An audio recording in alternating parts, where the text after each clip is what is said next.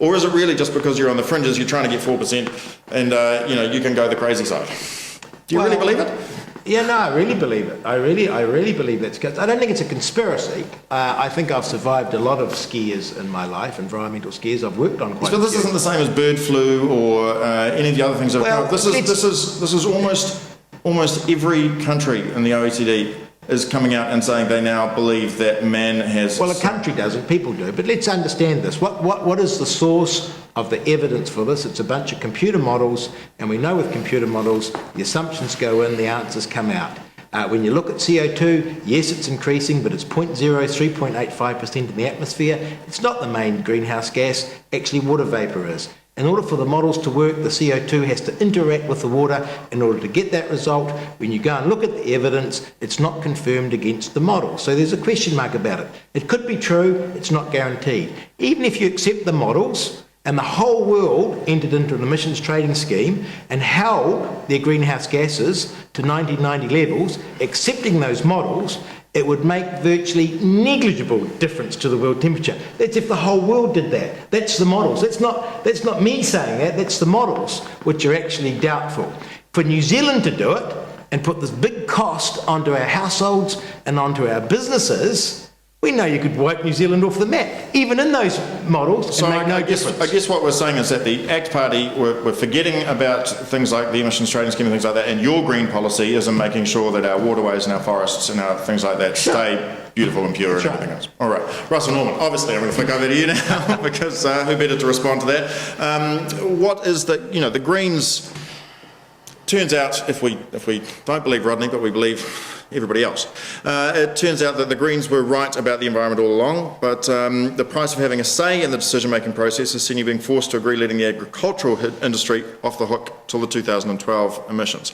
What is the Greens' policy on trying to be as environmentally friendly and green as we can? Well, the emissions trading scheme is a start. It starts to put a price signal. We think that if you're going to move a market economy towards sustainability, you have to use price signals. That's key to it. And the Kyoto Protocol uses price signals. It's sets up a trading market, and so that's part of it. But it's only part of it. We also need to use regulatory measures like improving energy efficiency in our houses and in our cars, and we need to invest in public transport. All that kind of stuff is essential to it as well.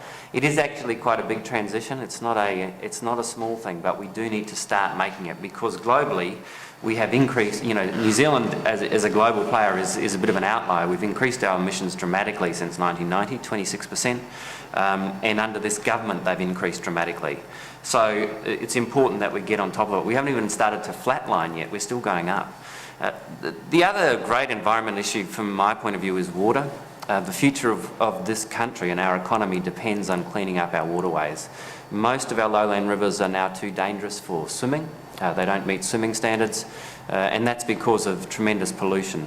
A big part of it is the intensification of kind of industrial agriculture, particularly industrial dairy farms are adding lots of nutrients and E. coli to our rivers and lakes. So we need to clean those up. That is one of the there's the global environmental problems like climate change, but then there's the key one. One of the key ones we've got is around water quality. The Resource Management Act, I don't know, has also been brought up as a big bogeyman, the evil Resource Management Act. It's important to remember that only 4% of consents under the RMA are notified, publicly notified. Most of them aren't notified. Only 1% end up in the Environment Court. So I actually think the RMA is too weak. It needs to be strengthened because when I travel around, I see bits of remnant bush being bowled all over the place, and the RMA isn't protecting them. It needs to be stronger. Thank you. Dr. Pita Sharples, let's move on to you. We have a government that has increased deforestation and energy production from coal while mouthing sustainability. You've got ACT, claims it isn't happening at all. You've got, and yet your party, I guess, in some ways, has the most feeling towards the land, you might say. Well, it's in our culture. You see, we see the weather elements as the Sky Father, Rangi Nui, and the Mother Earth, we call her Mother, Papa Tuanuku, and the relationship, Mother and Father sustain us. We've abused that, and now it's time for us to put back into recognise the climate change that's happening and our role in it, and the abuse of the land and the natural elements that we live in that sustain us. It's time to give back to With them. that spiritual connection, you must be appalled at the collective behaviour of Totally. the In other fact, political our parties. children are taught to recycle when they're young, to look after the water and the rivers and the elements and all those sort of things to begin with. But yeah, no, we do have some difficulties with the emission trading scheme in the sense that you've created this currency and it could go on for and ever without making much change to the actual emissions. I think you've got to really deal with the issues like renewable energy sources, alternate fuels, and things like this, and recognise that as he said, it's a major change. It's a change in lifestyle, it's a change in attitude has to take place before there's real progress. Will there be anything in your coalition demands about the environment? Yeah, there's a whole string of stuff about and it starts with water, just as you said, but it goes into the forestry and everywhere, yeah. All right, Matt Robson, we'll finish with you on the environment. The government that the Progressives are part of has really an appalling record on environment. I think John Key scored one of the most points last night when he said to Helen Clark, great rhetoric, but look at the record as far as the environment is concerned. What were you guys doing? Well, it's what we are doing. I mean, it's another area where you need a very strong commitment to your public sector and your public economy, which we've got.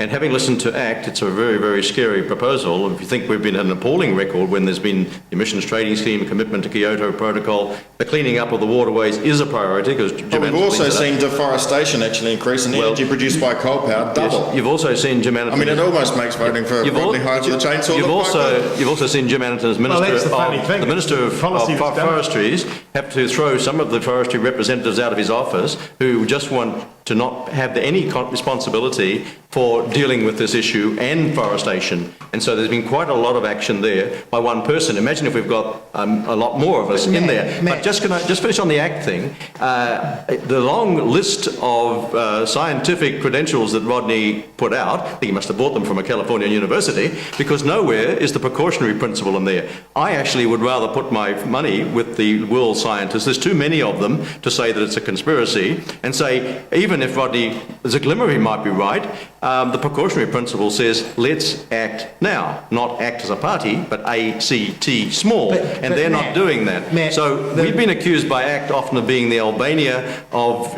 the world by wanting a public sector in New Zealand. Well, if that's our record in the economy, they're the Albania of the world in terms of climate change, and it's very scary. There is action, there has been action, and it has been too slow. We don't disagree with that. But the Progressives want to work with all the other parties of moving this up the agenda, and it's important that New Zealand does take a big role. But we've had an appalling record, Matt, precisely because of government policy, and you know, with no disrespect, but Jim Anderton was the Minister of Forestry, and once they knew that they were going to have to come along at a certain date and pay this extra money to cut down a tree, you actually had everyone that was thinking about cutting down a tree, cutting down the trees, and so you've seen the largest deforestation ever occur in 100 years in New Zealand as a consequence. Well, we didn't sell the forests off. It's made it a lot more difficult. Well, but you support a policy. No, it's actually what's happened. That's the reality. I'll tell you one of the things, Matt, as well, because this is by definition a youth station and there'll be a lot of young people watching this. And as far as they're concerned, I don't think they see Jim Anderton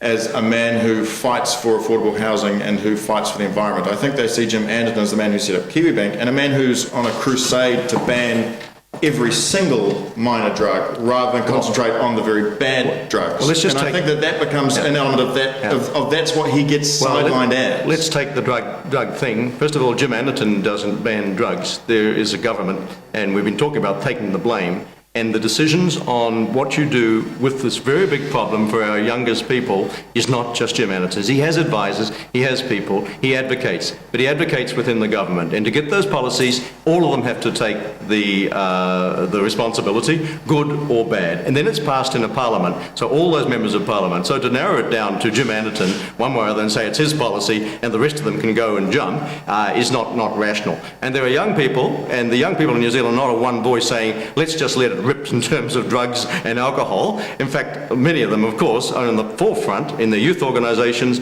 in the political scene, of saying let's take effective action. On the question of climate change, Jim Anderton has been the minister who has been centrally involved with other ministers like David Parker and in negotiations with the Green Party on what is, as a support partner on some of these issues, what is the most effective action.